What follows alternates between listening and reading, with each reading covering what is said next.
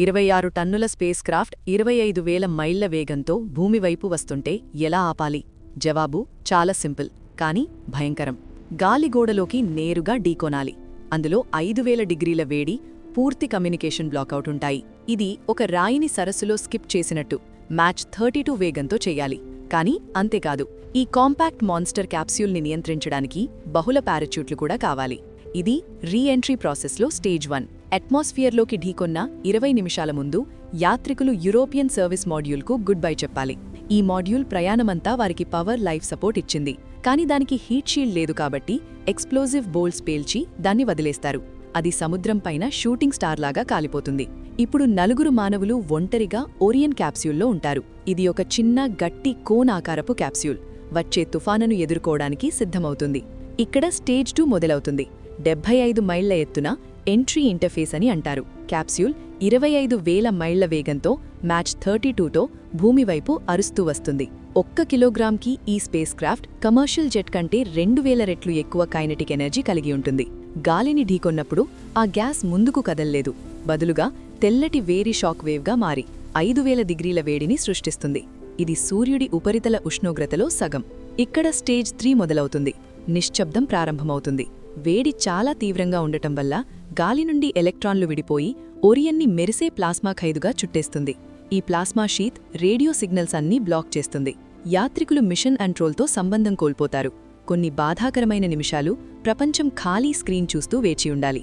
4 మానవులు అగ్నిబండలో సవారీ చేస్తున్నట్టు. ఈ తీవ్రమైన రిటర్న్ని గెలవడానికి ఓరియన్ ఒక బ్రిలియంట్ ట్రిక్ చేస్తుంది. అది స్కిప్ చేస్తుంది. నేరుగా లోతుగా పడకుండా తన ఆకారంతో లిఫ్ట్ సృష్టించి ఎగరగలుగుతుంది. అప్పర్ అట్మాస్ఫియర్లో రాయి స్కిప్ చేసినట్టు బౌన్స్ అవుతుంది. ఆర్టెమిస్ 1 టెస్ట్లో లోతైన స్కిప్ వల్ల హీట్ షీల్డ్లో భాగాలు చిప్ అయ్యాయి. కాబట్టి ఆర్టెమిస్ 2 కోసం నాసా మార్గాన్ని మార్చి లాఫ్టెడ్ అప్రోచ్గా చేసింది. ఇది స్టేజ్ 4. ఈ మెత్తని డిప్ హీట్ షీల్డ్ మెటీరియల్ని గాలి వదిలేసే అవకాశం ఇస్తుంది, పగలకుండా రక్షిస్తుంది. లోపలి వారికి జీ ఫోర్సెస్ కూడా నియంత్రణలో ఉంటాయి.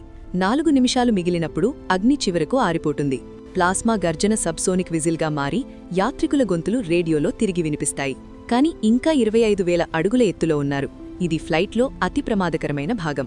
ఏ చిన్న తప్పు జరిగినా స్పేస్ క్రాఫ్ట్ చెక్కలవుతుంది. ఇది స్టేజ్ 5. వేగం నియంత్రణలోకి వచ్చిన తర్వాత ఎగరడం మానేసి పడడం మొదలుపెట్టాలి. నోస్ కవర్ పేల్చి 2 చిన్న డ్రోగ్ పారాచూట్లు స్లిప్ స్ట్రీమ్లోకి వెళ్తాయి. వాటి పని తిరుగుతున్న క్యాప్స్యూల్ని స్టెబిలైజ్ చేసి నిలువుగా తీసుకురావడం. ఇవి మెయిన్ పారాచూట్లు కాదు, గుర్తుంచుకోండి. కొన్ని క్షణాల తర్వాత మెయిన్ ఈవెంట్ మొదలవుతుంది.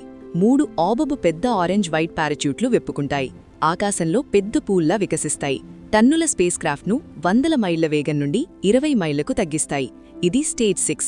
అట్మాస్ఫియర్ను తాకిన 12 నిమిషాల తర్వాత ప్రయాణం స్ప్లాష్తో ముగుస్తుంది. కానీ చివరి సెకండ్లు కూడా లెక్కించబడతాయి. ఆన్బోర్డ్ సాఫ్ట్వేర్ క్యాప్స్యూల్ రోల్ని లాస్ట్ టైం అడ్జస్ట్ చేసి పెసిఫిక్ సముద్రంలో సరైన కోణంలో తగులుతుంది. ఇది యాత్రికుల వెన్నుపాముని రక్షిస్తుంది. అయితే ఇదంతా ఎలా మొదలైంది? ఇది స్టెప్ 1, ఎర్త్ డిపార్చర్. ప్రయాణం NASA historic Kennedy space centre నుంచి మొదలవుతుంది. స్పేస్ లాంచ్ సిస్టమ్ అంటే SLS రాకెట్. కౌంట్డౌన్ 0 అయ్యేసరికి 4 RS-25 ఇంజిన్లు, 2 ఆబబ సాలిడ్ రాకెట్ బూస్టర్లు మండికొంటాయి. 8.8 మిలియన్ పౌండ్ల థ్రస్ట్తో రాకెట్ అట్మాస్ఫియర్ను చీల్చుకుంటూ వెళ్తుంది. ఫ్లోరిడా తీరాన్ని వెలిగిస్తుంది.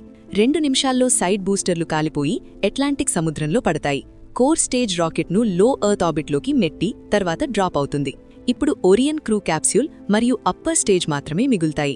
గ్రావిటీని ఎలా ఉపయోగించి స్పేస్ క్రాఫ్ట్ని పవర్ చేస్తారు? ఇక్కడ స్టెప్ 2, ట్రాన్స్లూనార్ ఇంజెక్షన్. భూమి చుట్టూ తిరగడం బాగుంది, కానీ చంద్రుడికి చేరాలంటే ఓ బబ్బు పుష్ కావాలి. ఓరియన్ భూమి చుట్టూ తిరుగుతుండగా upper stage last time fire అవుతుంది. ఈ మాన్యువర్ స్పేస్ క్రాఫ్ట్ను 24,000 మైళ్ల వేగం పెంచి భూమి గ్రావిటీ గ్రిప్ నుంచి బయటకు పడేస్తుంది. బర్న్ పూర్తయ్యాక అప్పర్ స్టేజ్ డిటాచ్ అవుతుంది. ఇప్పుడు యూరోపియన్ సర్వీస్ మాడ్యూల్ పవర్తో ఓరియన్ 2,40,000 మైళ్ల చీకటి స్పేస్లో కోస్ట్ చేస్తుంది. తర్వాత స్టెప్ 3, లూనార్ ఆర్బిట్. చంద్రుడికి చేరినప్పుడు ఏమవుతుందనేది మిషన్ మీద ఆధారపడి ఉంటుంది.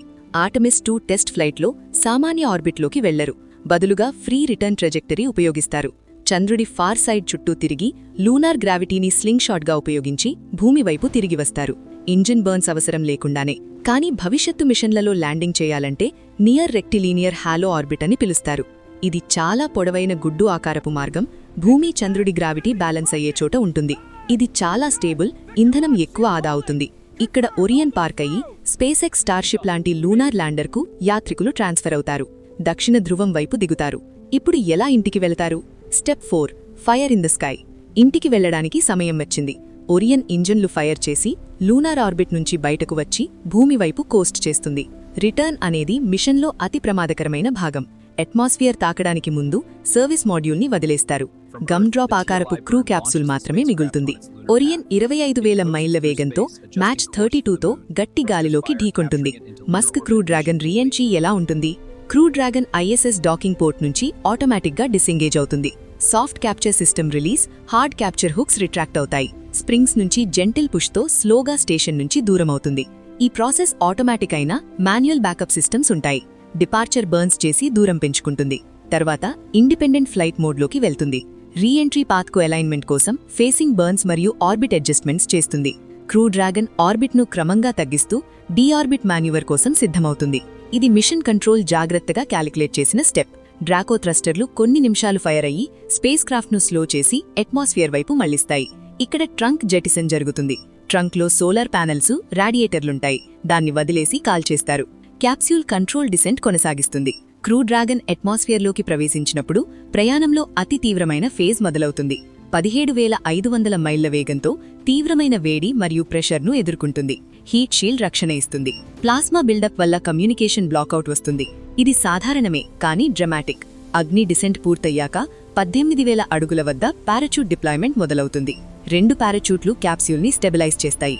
6,000 అడుగుల వద్ద 4 మెయిన్ పారాచూట్లు పూర్తిగా తెరుచుకుంటాయి. స్మూత్ డిసెంట్ ఇస్తాయి. క్రూ డ్రాగన్ అట్లాంటిక్ లేదా గల్ఫ్ ఆఫ్ మెక్సికోలో స్ప్లాష్ డౌన్ అవుతుంది. వాతావరణం బట్టి ల్యాండింగ్ సైట్ మారుతుంది. స్ప్లాష్ డౌన్ తర్వాత రికవరీ టీంలు బోట్లతో వచ్చి క్యాప్స్యూల్ని సెక్యూర్ చేస్తారు. యాత్రికులకు మెడికల్ చెక్స్ చేసి ల్యాండ్కు తీసుకెళ్తారు. ఇలా వారి ప్రయాణం విజయవంతంగా ముగుస్తుంది. ఇది నాసా ఒరియన్ యొక్క అద్భుతమైన రీఎంట్రీ స్టోరీ మరియు క్రూ డ్రాగన్తో పోలిక. ఇంకా ఎక్కువ స్పేస్ టెక్ వీడియోలు కావాలంటే లైక్ చేసి సబ్స్క్రైబ్ చేయండి.